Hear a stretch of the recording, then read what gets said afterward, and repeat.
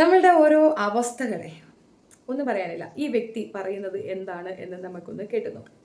എൻ്റെ മോള് പലവട്ടം മെസ്സേജ് അയച്ച് പറഞ്ഞിട്ടുണ്ട്. വീഡിയോ കോൾ വിളിക്കുമ്പോഴും പറയാം, അമ്മേ ഞാൻ എൻ്റെ കുഞ്ഞിനോടും അവൾ പറഞ്ഞിട്ടുണ്ട്, അമ്മ ഒരിക്കലും ഞാൻ മരിക്കത്തില്ല, സ്വയം ഞാൻ ആത്മഹത്യ ചെയ്യത്തില്ലമ്മേ, അഥവാ ഞാൻ മരിച്ചെന്ന് നിങ്ങൾ അറിഞ്ഞു കഴിഞ്ഞാൽ അയാൾ എന്നെ കൊന്നയാന്ന് വിചാരിച്ചോണം. ഒരു 2-3 വട്ടം ഇപ്പം ഇടയ്ക്ക് വെച്ച് ഭയങ്കര വഴക്ക്, തലയ്ക്ക് പാത്രം എടുത്ത പ്ലേറ്റ് എടുത്തടിച്ച് 4 തുണ്ടായില്ലേ വെള്ളപ്പാത്രം ചോറുണ്ണെന്ന്. അവൻ ചെയ്യുന്നതെല്ലാം തലയ്ക്കും നാവിക്കും ഒക്കെയാ. അങ്ങനെ അന്ന് കരയും പറയുകയും ചെയ്ത് എന്നെ വീഡിയോ കോൾ വിളിച്ച് ഈ അടയാളങ്ങളൊക്കെ കാണിച്ചായിരുന്നു. കൊങ്ങായ്ക്ക് അരമണിക്കൂർ കുത്തിപ്പിടിച്ചോണ്ടിരുന്ന ഈ ഇവിടെ ഈ പാട് കണ്ടു കാണുമല്ലോ. എന്തുകൊണ്ടാണ് ഈ സ്ത്രീ അറസ്റ്റ് ചെയ്യാത്തത്? ഈ സ്ത്രീയാണ് ആ മരണത്തിന് കൂട്ട് നിന്നത്. അയാള് കൊല്ലാൻ വേണ്ടി സ്വന്തം മകളെ വിട്ടുകൊടുത്തിട്ട് കാത്തു നിന്നത് പോലെ ഈ സംസാരം നിങ്ങൾക്ക് തോന്നുള്ളൂ. എനിക്കങ്ങനെയാണ് മനസ്സിലായത്. മുഴുക്ക ഈ സ്ത്രീയാണ് കാരണം. സ്വന്തം മകളെ അടിനാവിക്ക് ചവിട്ടൂത്രേ, തലമണ്ടയിൽ പ്ലേറ്റ് എടുത്ത് വെച്ച് അടിക്കൂത്രേ. അതൊന്നും കേട്ടിട്ട് ഇവർക്കൊന്നും തോന്നിയില്ലാത്രേ. എന്തൊരു ജന്മമാണോ എന്തോ. ആ മകളെ ഇവർക്കൊപ്പം വിട്ടുകൊടുക്കരുത്. കാരണം ഈ സ്ത്രീ വളർത്തില്ല, ഇവർ വളർത്തിയിട്ടും കാര്യമില്ല. അത് മറ്റൊരടിമയാണ്. ഭാവിയിൽ ഇതുപോലെ ആർക്കെങ്കിലും കെട്ടിത്തൂക്കാനുള്ള ഒരു സാധനമാണ്. അത്രയേ ഉള്ളൂ. വളരെ ക്രൂരമായി തോന്നാം, പക്ഷെ അതാണ് വാസ്തവം. അമ്മയ്ക്ക് നേടിക്കൊടുക്കാത്ത നീതി എങ്ങനെ കുട്ടിക്ക് നേടിക്കൊടുക്കുന്ന നിങ്ങൾ വിചാരിക്കുന്നത്? ഇവരാണ് ശരിക്കും പറഞ്ഞാൽ അതിനെ കൊന്നിട്ടുള്ളത്. ഇനി അതിന്റെ ഗർഭവും അതിനോടനുബന്ധിച്ചിട്ടുള്ള അയാളുടെ ഒരു വായ്ത്താളവും നമുക്കൊന്ന് കേൾക്കാം. അവിടെ ഞാൻ ചെയ്യാതിരുന്നു, അവർക്ക് വേണ്ടി എല്ലാം ചെയ്തു. അമ്മയെ വിളിക്കാതിരുന്നു, സഹോദരങ്ങളെ മൈൻഡ് ചെയ്യായിരുന്നു, സുഹൃത്തുക്കളെ മൈൻഡ് ചെയ്യായിരുന്നു. അവള് എത്ര പൊസസീവായിരുന്നു, ഞാനും എനിക്കും അത്രയും തന്നെയായിരുന്നു. അത് ഞാൻ പറഞ്ഞു, ചേട്ടാ ഞാൻ അടിക്കാനാണെങ്കിൽ ഞാൻ ഇങ്ങനെ കാണിക്കുന്നുണ്ട്, അടിക്കാനാണെങ്കിൽ അടിച്ചാൽ പോരെ. കത്തി എന്ന് പറയുന്നത് ഞാൻ ഇങ്ങനെ വെച്ചിട്ട് ഞാൻ തീരാൻ പോകുന്നില്ല, എനിക്ക് വയ്യ, എനിക്ക് മടുത്തു. കാരണം ഈ കുഞ്ഞിങ്ങനെ പറയാണ്, നിരന്തരമായിട്ടൊരു കൊച്ചിങ്ങനെ പറയാണ്, ഞാൻ എൻ്റെ സ്പേസിൽ പൊയ്ക്കോളാം, ഇയാൾ പൊയ്ക്കോ. അപ്പൊ ഞാൻ ആലോചിക്കണം, അത് ശരി, അപ്പൊ ഞാൻ ഇത്രയും 15 വർഷം കഷ്ടപ്പെട്ടു, ആർക്ക് വേണ്ടി, എന്തിനു വേണ്ടി? അപ്പൊ എന്നെ ഒറ്റപ്പെടുത്തുമല്ലേ, എനിക്ക് ആരുമില്ല, ഒരാളും ഇല്ല. അപ്പൊ ആ സമയത്ത് അവളെ പോവാ, പൊയ്ക്കോ എന്ന് പറയുമ്പോൾ ഞാൻ എന്തോ വേണം? ഞാൻ സ്വയം തീരാൻ പോകുന്ന പോലെ ഞാൻ പിടിച്ചോണ്ട്, എനിക്ക് ഓർമ്മയുണ്ട്, കയ്യിൽ മടക്കി കൊടുത്ത് വെച്ചോണ്ടെങ്കിൽ വീഡിയോ എടുത്തത് അവളിങ്ങനെ പിടിക്കും, ഞാൻ പിന്നെയും കാണിക്കും. അത് ഇവളിങ്ങനെ ഇത് വന്നതെന്ന് വെച്ചാൽ ഇവള് കൂട്ടുകാർക്കല്ല ഇത് അയച്ചു കൊടുത്തിട്ടാണ് പ്രശ്നം വന്നേക്കുന്നത്. അപ്പോഴത്തേക്ക് മൊത്തം നെഗറ്റീവായി. ഞാൻ ആ കുഞ്ഞിനെ തല്ലിക്കൊല്ലാൻ വേണ്ടി എനിക്ക് നിങ്ങൾ ശ്രദ്ധിക്കും, നിങ്ങൾ ശാസ്ത്രമായിട്ട് പോകും, എൻ്റെ അമ്മ എടുത്ത് വയ്ക്കും. നിങ്ങൾ ആരെങ്കിലും പോയിട്ടുണ്ടോ അവിടെ? ഇതുവരെ പോയോ? പോയില്ല. എന്തുകൊണ്ട് പറഞ്ഞേ? ആര് പോയി? ഞാനൊരു വീഡിയോ കണ്ടില്ലല്ലോ. എന്റെ ഭാഗത്തു നിന്ന് നിങ്ങൾ പോയിട്ട് ആ കുഞ്ഞിന്റെ അച്ഛനെ അമ്മയെ വിളിച്ച് സംസാരിച്ചല്ലാതെ എന്റെ അമ്മയുടെ നിങ്ങൾ ചോദിച്ചെന്തെങ്കിലും? അതെ, ഇല്ല. അതിന്റെ കാരണം കൂടെ പറയില്ല അവര്, എന്തുകൊണ്ടാണത്. അതുല്യ അവിടെ ചെന്ന് കഴിഞ്ഞാൽ അവിടെ മൊത്തം അടിയാണ് ആ വീട്ടിൽ. ആ പരിസരക്കാർക്ക് മൊത്തം അറിയാം. ഞാൻ വീട് വാടക കൊടുത്തിട്ടുണ്ട്. ഞാൻ വാടക വാങ്ങിക്കുന്നത് ഞാനല്ല വാങ്ങിക്കുന്നത്. എനിക്ക് 2.5 ലക്ഷം രൂപ ഒരു വീഡിയോ ഒന്ന് എനിക്ക് 2 lakhs സാലറി ഉണ്ടെന്ന്. സോറി, 2.5 ഉണ്ട്. എനിക്ക് 2.5 ഉണ്ട്. എന്റെ അക്കൗണ്ടിൽ 1000 രൂപ ഇല്ല. നിങ്ങൾക്ക് ആർക്ക് വേണമെങ്കിലും ചെക്ക് ചെയ്യാം, ഇവിടെ ഇല്ല. എന്റെ സുഹൃത്തിന്റെ ക്രെഡിറ്റ് കാർഡ് വാങ്ങിച്ചാണ് ഇപ്പൊ യൂസ് ചെയ്യുന്നത് ഫുഡ് കഴിക്കാൻ വേണ്ടി. ഞാൻ ജോലി കിട്ടിയ ദിവസം ജന്മദിനത്തിന്റെ അന്ന് അങ്ങനെ അതുല്യ ചെയ്യുമെന്ന് ചെയ്യത്തില്ല ചേട്ടാ. എനിക്ക് 100% ഉറപ്പാണ് ആ കുഞ്ഞ് ചെയ്യത്തില്ല. ഒന്നുകിൽ അവളെ എന്തോ ഭയപ്പെടുത്തി, ഇല്ലെങ്കിൽ ആ കുഞ്ഞ് എന്നെ പേടിപ്പിക്കാൻ വേണ്ടി കാണിച്ചിട്ട് അവൾക്ക് അബദ്ധം പറ്റി. എന്നാലും ഞാൻ പറയുന്നു, അബദ്ധം പറ്റിയാലും ശ്വാസം മുട്ടി കുറച്ചേരം കിടന്നാലും അവൾ ഓക്കെ, അവളെ ലോക്ക് ചെയ്തിട്ട് ഞാൻ പോയിട്ടുണ്ട്. അപ്പൊ ഞാൻ അകത്ത് വരുമ്പം ഞാൻ വന്ന് കയറാൻ വേണ്ടി ആയിരിക്കും ആ കുഞ്ഞ് ഓപ്പൺ ആക്കിയിട്ടത്, എന്നിട്ട് കാണിക്കാൻ വേണ്ടി. അതാണോ അതോ കുഞ്ഞിന് അബദ്ധം പറ്റിയാണോ? അല്ലെങ്കിൽ കുഞ്ഞിന് ഫ്ലാറ്റിൽ പൂട്ടിയിട്ട് പോവാറുണ്ടോ? ഫ്ലാറ്റിൽ പൂട്ടിയിട്ട് ഒരു ചാവിയല്ലേ ഉള്ളൂ, അവളാണ് യൂസ് ചെയ്യുന്നത്. ഞാൻ ഇടയ്ക്ക് 2-3 ഷെയറിങ് കിടന്നപ്പോൾ ഞാൻ മെയിൻ ഡോറിൽ ഞാൻ ചാവി എടുത്തുകൊണ്ട് പോകായിരുന്നു, മെയിൻ ഡോറിൽ. എന്നാലും അവർക്ക് ഹാളും അതായത് ഫിനാൻഷ്യലി ഭയങ്കര സൗണ്ട് ആണെന്ന് പറയണു. പിന്നെ ഷെയറിങ് അക്കോമഡേഷന്റെ കാര്യം പറയണു. വായി ഇത്രയധികം സാലറി ഉള്ള ഒരാൾക്ക് ഒരു ഫ്ലാറ്റ് എടുക്കുന്നതിന് എന്താ ബുദ്ധിമുട്ട്? അത്ര എമൗണ്ട് ഒന്നും ഷാർജയിലാകത്തില്ല. ഷാർജ കുറച്ച് റേറ്റ് കുറഞ്ഞ സ്ഥലം തന്നെയാണ്. അതിൻ്റെ കമ്പനി അക്കോമഡേഷനും കൊടുക്കും. അപ്പോൾ ഷെയറിങ് അക്കോമഡേഷനിലാണ് ഇവൻ നിന്നിട്ടുള്ളത്. 10 പൈസ ഇവൻ്റെ പോക്കറ്റിലില്ല. അത് മാത്രവുമല്ല, ഇവൻ അടുത്ത ആളുടെ ക്രെഡിറ്റ് കാർഡ് വാങ്ങിച്ചാണ് ഉപയോഗിക്കുന്നത്. അതെന്താ? പിന്നെ നിനക്ക് ശമ്പളം കിട്ടുന്നില്ലായിരുന്നോ? എന്താ കഥ? കിച്ചണും എല്ലാം ഓക്കെ ആയിരുന്നു. ഇവിടെ ഞാൻ വന്നപ്പോൾ ഞാൻ കൊണ്ടുപോകാറില്ല, ഒറ്റ ചാവിയുള്ളൂ.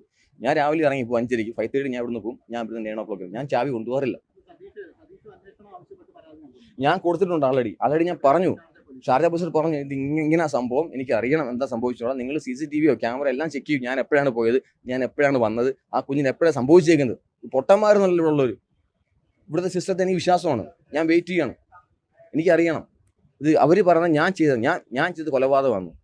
എനിക്ക് എൻ്റെ ആവശ്യം എന്തോ? ഇത്തവണത്തെ ഓസ്കാർ അവാർഡ് അമ്മളവനിക്ക് കൊടുക്കണമെന്നാണ് എൻ്റെ ഒരു അപേക്ഷ, എൻ്റെ റിക്വസ്റ്റ് ആണ്. ഓസ്കാർ അവാർഡ് ഉണ്ടെങ്കിൽ അത് ഈ വായി നോക്കിക്ക് തന്നെ കൊടുക്കണം. എനിക്ക് ആ കുഞ്ഞേ ഉള്ളൂ. ഞാൻ അതിനെങ്ങനെ കാണിച്ച് ഞാൻ അങ്ങോട്ട് പോകാനോ? എനിക്ക് 10,000 അല്ലെങ്കിൽ ഈ ഇത്രയും പൈസ സാലറി ഉണ്ടെങ്കിൽ എനിക്ക് ഒഴിവാക്കാനാണെങ്കിൽ സിമ്പിളായിട്ട് ഒഴിവാക്കാമായിരുന്നു. കാര്യം എന്ന് വെച്ചാൽ അവൾ ഇപ്രാവശ്യം അബോർഷൻ ആക്കിയിട്ട് അവൾ പറഞ്ഞു, ചേട്ടാ ഞാൻ വരുന്നില്ല, ഞാൻ അങ്ങോട്ട് വരത്തില്ല, എനിക്ക് വേണ്ട. എനിക്ക് അങ്ങനെ വേണ്ട നോക്കായിരുന്നു. എനിക്ക് എന്താ ഇവിടെ എന്താ ദുബായ് അല്ലേ ഇത്? എനിക്ക് എൻ്റെ ജീവിച്ചുകൂടായിരുന്നു. ഇല്ല, എനിക്ക് അവളേ ഉള്ളൂ, എൻ്റെ അമ്മയില്ല, എൻ്റെ സഹോദരൻ. അതുകൊണ്ട് ഞാൻ പറഞ്ഞു എനിക്ക് അവൾ വേണം എന്നുള്ള വാശിയിൽ ഞാൻ കാല് പിടിച്ച് വിളിച്ചോണ്ട് വന്നു. അവൾ വേണമെന്ന് വിചാരിച്ചിട്ടാണ്, അവളെ കൊണ്ട് കളയാൻ വേണ്ടിയല്ല.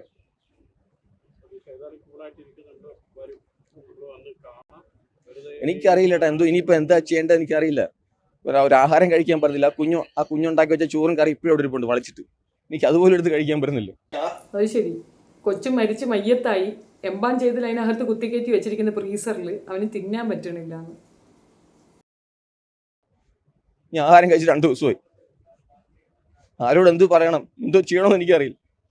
തുറന്നു നോക്കുമ്പോൾ ഈ ഇത്രയും വീഡിയോസ് വരുന്നത്. 11 വർഷം ഞാൻ പീഡനം ചെയ്തുവെങ്കിൽ അവൾക്ക് പോകാറുന്നല്ലോ, അവൾക്ക് എസ്കേപ്പ് ആകാറുന്നല്ലോ. നിങ്ങളെന്റെ ഫേസ്ബുക്ക് പോസ്റ്റ് എടുത്ത് നോക്കും. ഞാൻ ആ കുഞ്ഞിനെ ചേർത്ത് പിടിച്ചിട്ടുള്ളൂ എപ്പോഴും. ഇന്നലെ അവിടെ ബർത്ത്ഡേ, 30ാമത്തെ ബർത്ത്ഡേ ആയിരുന്നു. എന്തിനാ കുഞ്ഞ് ഒരിക്കലും ചെയ്യത്തില്ല. എന്തോ സംഭവിച്ചെന്ന് എനിക്ക് വേണം, ഞാനും വെയിറ്റിംഗ് ആണ്, വേറെ ഒന്നുമില്ല. അഭിനയം സൂപ്പർ, അഭിനയം സൂപ്പർ, കരഞ്ഞ് തെഹർക്കുകയാണ്.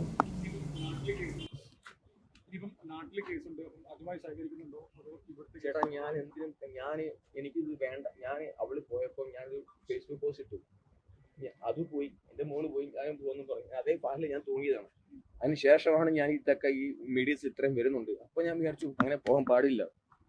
എല്ലാവരും ആ കുഞ്ഞിന് സംഭവിച്ചപ്പോൾ എല്ലാവരും എനിക്കെതിരെ ഇത് വന്നപ്പോൾ എനിക്ക് അറിയണം, ഞാൻ എല്ലാത്തിനും സപ്പോർട്ടാണ്. ഞാൻ എല്ലാത്തിനും എൻ്റെ ജോലി പോകുന്നു എനിക്കറിയില്ല. എനിക്ക് എൻ്റെ പൈസ ഇല്ലാതിരിക്കുകയാണ്. ഇനി എന്താണ് നാളെ ഈ ഫ്ലാറ്റ് ഞാൻ എന്തോ ചെയ്യണം? നാളെ മുതൽ അടുത്ത മാസത്തെ പൈസ കൊടുക്കണം. അതിന് പൈസ ഇല്ല, എന്തോ ചെയ്യണം എനിക്ക് അറിഞ്ഞൂടാ. എൻ്റെ HR മാനേജർക്ക് എല്ലാം സാർ ഇങ്ങനെയാണ് സംഭവം, എന്നെ സപ്പോർട്ട് ചെയ്യണമെന്ന് പറഞ്ഞ് അയച്ചു കൊടുത്തിട്ടുണ്ട്. അവരെന്താ ഡിസിഷൻ ചെയ്യാൻ പോകുന്നത്? ഇത്രയും ന്യൂസ് ആയിട്ടുണ്ട്. സതീഷിനെ ജോലിയിൽ നിന്ന് മാറ്റുമോ? ഞാൻ നാട്ടിൽ പോകാം, അല്ലെങ്കിൽ നാട്ടിൽ പോവുകയും നാട്ടിൽ പോയിട്ട് പോലീസ് പറയുന്ന എന്തിനും ഞാൻ ഉറപ്പാണ്. എൻ്റെ കൈ കൊണ്ടാണ് ഞാൻ പറ്റിയിട്ടുണ്ടെങ്കിൽ ഞാൻ അവർ തരുന്ന എന്ത് ശിക്ഷയും മരണശിക്ഷ. ഞങ്ങളെ ആരെങ്കിലും നിങ്ങൾ കാണുന്നുണ്ടെങ്കിൽ ഇവനെ ഇപ്പൊ തന്നെ പിരിത്തു വിടണേ. ദയവ് ചെയ്ത് അവിടെ ജോലി കൊടുക്കരുത്, ഒരു കാരണവശാലും ക്ഷമിച്ചു കൊടുക്കല്ലേ, അവിടെ നിർത്തല്ലേ. എനിക്ക് പോലും ഞാൻ ഓക്കെയാണോ? എനിക്ക് അനുഭവിക്കണം. പരിഹരിക്കായിരുന്നു. അവളെ ചേർത്ത് പിടിച്ചിട്ടുള്ളൂ. കുഞ്ഞു കാര്യങ്ങളാണ്.